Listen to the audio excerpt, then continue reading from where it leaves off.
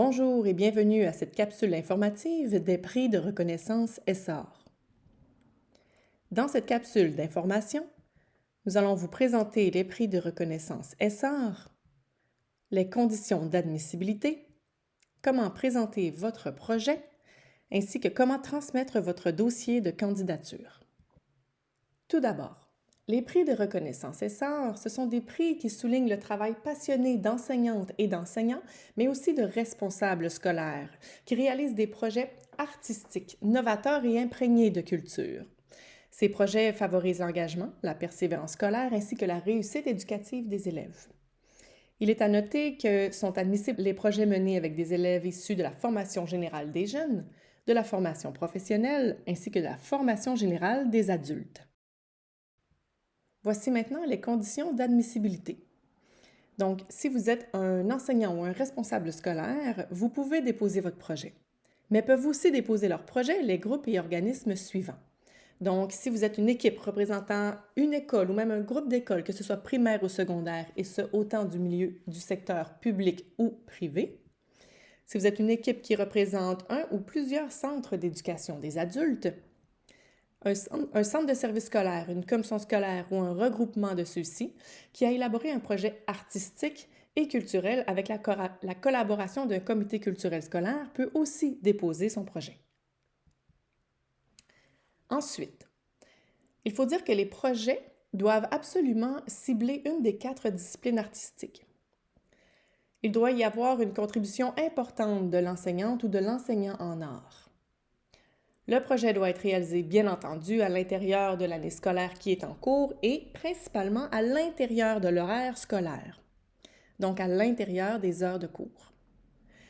Le projet, bien entendu, doit être conforme aux orientations et aux valeurs éducatives énoncées dans le programme de formation de l'École québécoise et il doit respecter la loi sur le droit d'auteur dans l'utilisation des œuvres. Alors maintenant, comment présenter un projet?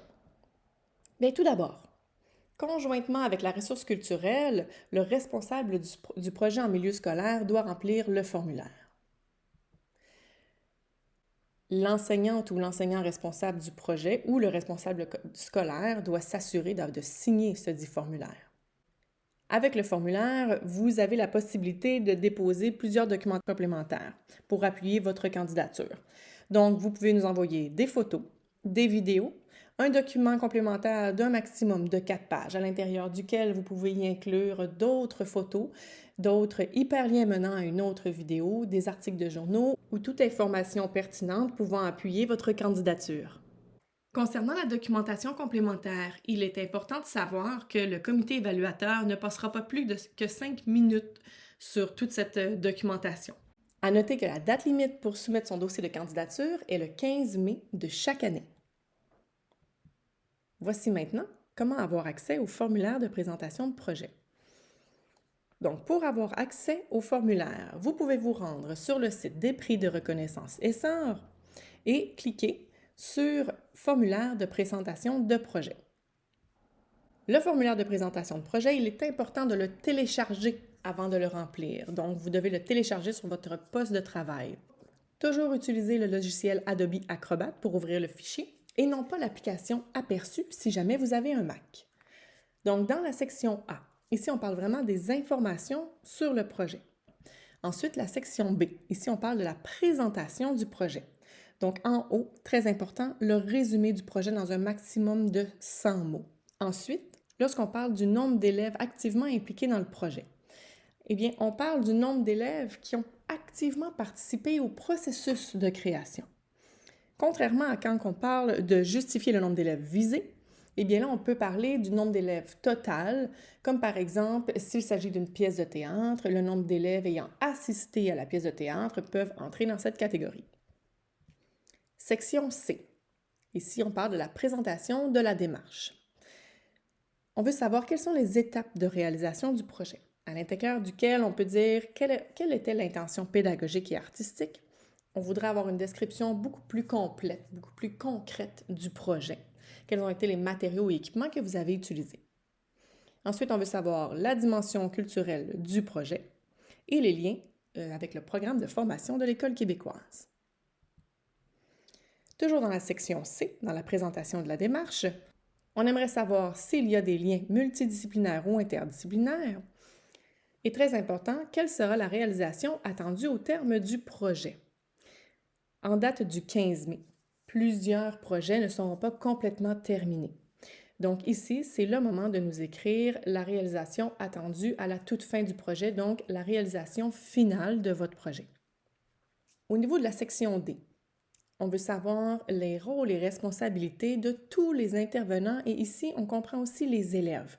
Donc, l'enseignant ou les enseignants qui ont été impliqués, les élèves, les autres partenaires scolaires s'il y a lieu et les partenaires culturels ou extrascolaires s'il y en a aussi. Au niveau de la section E, rayonnement du projet. Qu'est-ce qui fait que votre projet a rayonné autant sur les élèves, les enseignants, les enseignantes, la ressource culturelle ou même l'ensemble de l'école et voire même la communauté, donc à l'extérieur du milieu scolaire?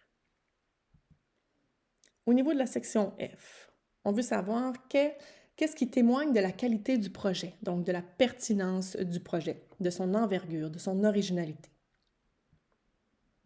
À la section G, nous vous demandons de cocher l'autorisation ou refus au consentement concernant la diffusion du projet. Sachez qu'un refus de votre part n'a aucune incidence sur votre candidature. À la section H, au niveau des signatures, très important, le répondant du projet. On vous demande de nommer une personne avec qui nous allons pouvoir communiquer. La direction de l'école et bien sûr la direction générale. Vous pouvez nous envoyer cette partie du formulaire de façon séparée. Alors, toujours sur le site des prix de reconnaissance Essar, vous pouvez aller directement sur le lien pour l'outil de transmission du dossier. Assurez-vous de nous donner les coordonnées de l'école, les coordonnées de la direction de l'école et de la personne qui est responsable du projet avec qui nous allons communiquer, ainsi que de la ressource ou du partenaire culturel avec qui vous avez travaillé.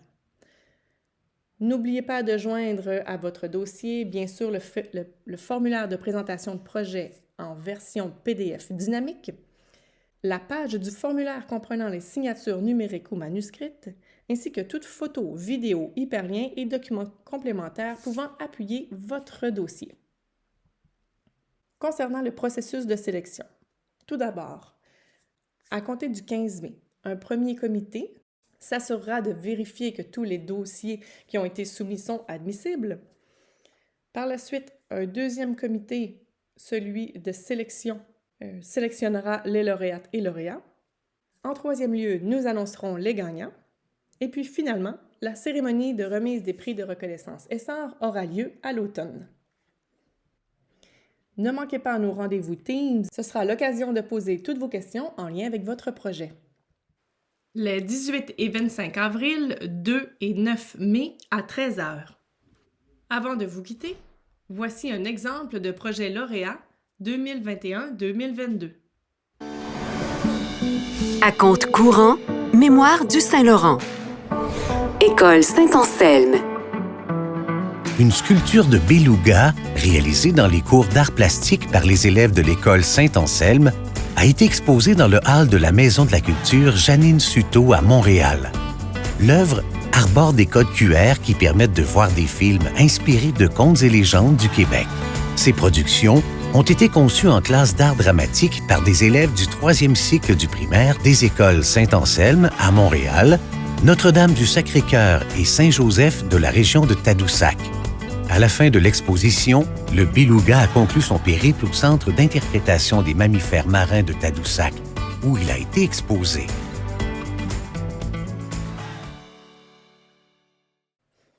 En terminant, merci de votre écoute et n'hésitez pas à nous écrire si jamais vous avez des questions.